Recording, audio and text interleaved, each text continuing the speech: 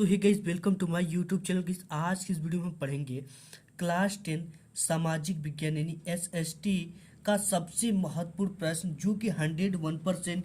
ये क्वेश्चन आपकी board exam में 101% पूछा जाएगा। ठीक है, इसलिए ये पूछा जाएगा क्योंकि इसके बिना कोई पेपर ही नहीं बनता।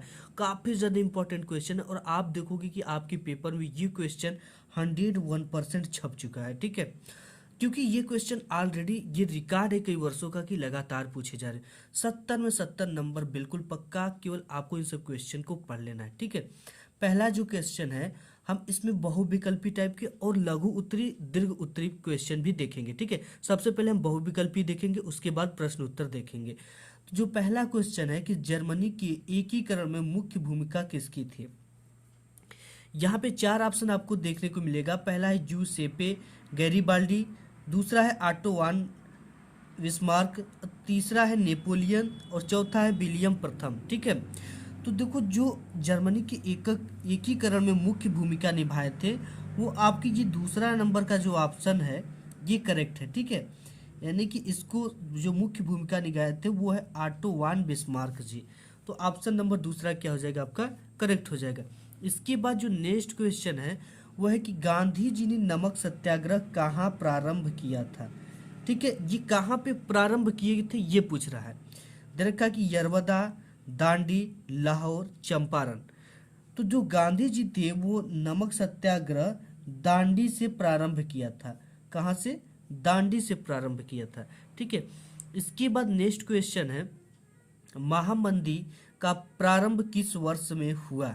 ठीक है, दे रखा 1919, 1924, 1929 और 1944 ईस्वी में। देखो थोड़ा सा ध्यान देना है, जो महामंदी का प्रारंभ हुआ था ना वो वर्ष 1929 ईस्वी में हुआ था। तो ऑप्शन नंबर ये तीसरा आपका क्या हो जाएगा, करेक्ट। 1929 ईस्वी में महामंदी हुआ था क्योंकि उस समय विश्व युद्ध हुआ था। इसके बाद जो नेक्स्ट क्वेश्चन है वो है भूमि एक संसाधन है। ठीक है, कैसी संसाधन है, मानव निर्मित है कि सौर ऊर्जा से निर्मित है कि प्राकृतिक है कि इनमें से कोई नहीं। तो देखो जो भूमि है ना यह एक प्राकृतिक संसाधन है। कौन सी? यानी ये आपको प्रकृति द्वारा दिया गया संसाधन है। तो इसका जो सही होगा वो तीसरा वाला क्वेश्चन करेक्ट होगा। भूमि एक प्राकृतिक संसाधन है। नेक्स्ट क्वेश्चन है, देख लेना में, कौन सा कृषि आगत या निविष्ट नहीं है। बीज, सिंचाई, उद्योग, उर्वरक। तो इसमें देखो कौन सा कृषि आगत या निविष्टि नहीं है। तो बीज कृषि का आगत या निविष्टि है, सिंचाई है, उर्वरक है। ठीक है, खेती में बीज का प्रयोग किया जाता है, सिंचाई किया भी जाता है और उर्वरक का भी उपयोग किया जाता है। उर्वरक मतलब खाद का। ठीक है, तो ऑप्शन नंबर जो तीसरा है ये करेक्ट हो जाएगा। उद्योग ये क्या है, कृषि का आगत या निविष्टि नहीं है, यानी कृषि इससे कुछ भी नहीं उत्पाद करती है। ठीक है, और नेक्स्ट है कि निम्न में से संचार का माध्यम कौन सा है। पहला क्वेश्चन है दूरदर्शन, रेल सेवा, जल सेवा, वायुसेना। ठीक है, तो यहाँ पे पूछ रहा है संचार का, तो संचार का माध्यम कौन सा है, रेल सेवा होगा कि जल सेवा होगा कि वायु सेवा होगा। तो इसमें पहला नंबर ऑप्शन है जो दूरदर्शन, ये करेक्ट है। ठीक है, रेल सेवा क्या है, यात्रा संचार है। ठीक है, ये सब नहीं होंगे, दूरदर्शन जो है वो एक संचार का माध्यम है। नेक्स्ट क्वेश्चन देख लेते हैं। नेक्स्ट और इम्पॉर्टेंट क्वेश्चन है कि भारतीय कृषि के पिछड़ेपन के किन्हीं 5 कारणों को लिखिए। 101% मैं कहता हूँ कि ये क्वेश्चन वेरी वेरी IMP है। ठीक है, यानी बहुत ज़्यादा इंपॉर्टेंट है और 100% दावे के साथ मैं कह सकता हूँ कि ये क्वेश्चन आपके बोर्ड एग्जाम में पूछेगा ही पूछेगा। ठीक है, तो क्वेश्चन क्या है, भारतीय कृषि के पिछड़ेपन के किन्हीं 5 कारणों को लिखिए। देखो भारत की जो कृषि है वो काफ़ी कई कारण हैं जिनके कारण कृषि पिछड़ी हुई है। पहले तो कृषि की वर्षा पर निर्भरता, जो आपके भारत की खेती है। ठीक है, भारत की खेती लगभग लगभग मैं कह दूं कि 80% है, ये किस पर निर्भर है, जो प्राकृतिक वर्षा होती है उस पर निर्भर। 80% भारत की जो खेती है वो किस पे निर्भर है, वर्षा पे निर्भर है।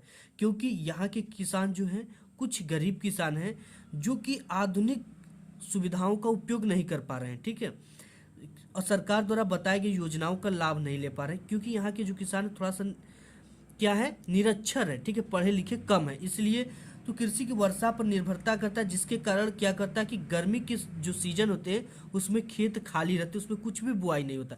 और जहाँ पे पानी की साधन है वहाँ पे भी गर्मी में बहुत कुछ उगाया जाता है। जैसे गोभी गर्मी की, ये बिना सीजन की जाती है गोभी, तो ये महंगी जाती है। मूली, धनिया, ये सब इत्यादि उगाया जाता है, ठीक है।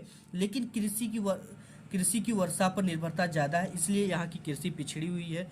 कृषि जोतों का छोटा आकार, यहाँ जो जोत का आकार होता है, एक हेक्टेयर जो होता है ना, वो बहुत छोटा आकार दिया गया है, इसलिए कृषि का पिछड़ेपन का कारण। और दूसरा जो है उन्नत बीजों का अभाव तथा महंगा होना। देखो यहाँ पे भारत में क्या है कि जो वैज्ञानिक व्यवस्था वो थोड़ी पिछड़ी हुई है अन्य देशों की अपेक्षा।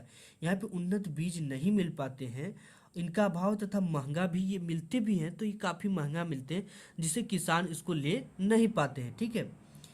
और किसानों को जानकारी का भी अभाव होता है, किसान को जानकारी नहीं होता कौन सा बीज लगाए, कोई जानकारी देने वाला नहीं होता है।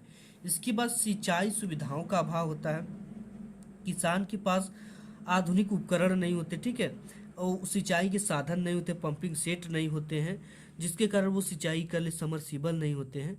तो देखो कृषि के यही सब पिछड़ेपन का कारण, क्योंकि जो चीज़ें अगर आज किसी फसल को सींचना है, ठीक है, फसल को सींचना है, किसान के पास सिंचाई के साधन नहीं है, और पता चली कुछ दिन वर्षा नहीं हुआ और वो फसल क्या हो जाता है, सूख जाता है। तो यहाँ पे देखो कृषि क्या हो गई, एक तरह से पिछड़ गई, ठीक है। और साथ ही साथ आधुनिक कृषि उपकरणों का अभाव। अब ये चीज़ तो बहुत इंपॉर्टेंट है, क्योंकि आज भी भारत का जो किसान है वो कहीं कहीं हलों से जुताई भी कर रहा है, ठीक है। इसमें ज़्यादा समय लगती है और ज़्यादा खेती भी नहीं हो पाता है। और जो आधुनिक व्यवस्था है वो यहाँ पे बहुत ज़्यादा अभी अभाव है, ठीक है। क्योंकि आज भी किसान अभी पुरानी ट्रैक्टर से हल जोतता है, पुराने पंपिंग सेट से पानी सींचता है, जिससे कि वो क्या है, वो आधुनिक नहीं है, ज़्यादा से ज़्यादा तेल सोखते हैं। और जो ये कृषि का उपकरण है पुराने से पुराना का यूज करता है, जिसके कारण जो समय 4 घंटा का में हो जाएगा वो 6 से 7 घंटे लग जाते हैं, ठीक है। और जो नेक्स्ट क्वेश्चन, ये तो रह गया भारतीय कृषि के पिछड़ेपन के 5 कारण। अब नेक्स्ट है कि भारतीय वनों की प्रमुख विशेषताओं का वर्णन कीजिए। ये भी क्वेश्चन वेरी वेरी IMP है, ठीक है, बहुत ज़्यादा इंपॉर्टेंट है और 101% ये आपके बोर्ड एग्जाम में पूछेगा ही पूछेगा, क्योंकि इंपॉर्टेंट है। तो भारतीय वनों की प्रमुख विशेषताओं का वर्णन कीजिए। तो देखो भारतीय वन जो होते हैं ना, विभिन्न प्रकार के वनों की उपलब्धता। जो भारतीय वन होते हैं इसमें कई प्रकार के वन पाए जाते हैं। भारत के जलवायु और भौगोलिक दशाओं के आधार पर कई प्रकार के वन पाए जाते हैं, जिसमें औषधि पाई जाती है, दवाइयाँ पाई जाती हैं, जड़ी बूटी पाई जाती है, जलाने के लिए लकड़ी पाई जाती है, और लकड़ी के फर्नीचर के काम के लिए लकड़ी पाई जाती है। काफ़ी ज़्यादा इसमें उपलब्धता होती है भारतीय वनों से। और इसमें कई तरह के वृक्ष भी पाए जाते हैं, काफ़ी लंबे लंबे वृक्ष, काफ़ी महंगे वृक्ष भारत में उष्णकटिबंधीय और पाए जाते हैं, और एक उष्णकटिबंधीय वर्षा वन पाए जाते हैं, ठीक है, इनके भारतीय वनों में। और ये जो भारतीय वन होती है इनकी और विशेषता है कि आर्थिक संपन्न वन संपदा है। ये जो वन होते हैं हमारे, ये आर्थिक रूप से सरकार को मदद करती है, क्योंकि सरकार इस वन को बेचती है और साथ ही साथ इससे औषधि निकालती है, इससे जड़ी बूटियाँ निकालती है, इससे फल की प्राप्ति होती है वनों से, ठीक है। तो ये काफ़ी ज़्यादा सहायता करते हैं हमको। सरकार को भी आर्थिक संपन्न वन संपदा है। वन्य जीवों में समृद्ध वन है। भारतीय वन जो होते हैं वो वन्य जीवों में समृद्ध वन है, ठीक है, यानी इसमें जीव जंतु पशु पक्षी भी रहते हैं, और ख़ास तौर से इसमें कई तरह के वृक्ष भी पाए जाते हैं, ठीक है। और इसके बाद प्रजाति विविधता। भारतीय वनों की ये भी विशेषता है कि भारतीय वन में कई प्रकार की प्रजातियां पाई जाती है, यानी कि एक सीधे सीधे लंबे लंबे वृक्ष होते हैं, जिससे कि आपको बल्ली निकलवाना हो, पटरा निकलवाना, ये सब निकलवा सकते हो, ठीक है। और साथ ही साथ कुछ मजबूत और टेढ़े, कुछ सुडौल बिडौल टाइप के वन पाए जाते हैं, जिससे कि कई प्रकार के कामों में ले लिया जाता है। फर्नीचर बनाने में भी इसका यूज कर दिया जाता है, ठीक है, फर्नीचर के लिए। और जो मजबूत शीशम उसम के पेड़ होते हैं उनके लिए फर्नीचर बन जाता है, कुछ के बेट बन जाते हैं, कुछ के पटरा निकल जाते हैं। तो ये प्रजाति विविधता भी पाई जाती है, कई प्रकार के वन पाए जाते हैं, लंबे वाले, सुडौल, टेढ़े मेढ़े पेड़। तो ये भारतीय वनों की प्रमुख विशेषता है। तो आज की वीडियो में बस इतना ही, मिलूंगा एक नेक्स्ट वीडियो में। अगर वीडियो पसंद आए तो वीडियो को एक लाइक कर दीजिएगा, चैनल पे पहली बार तो चैनल को सब्सक्राइब कर दीजिएगा।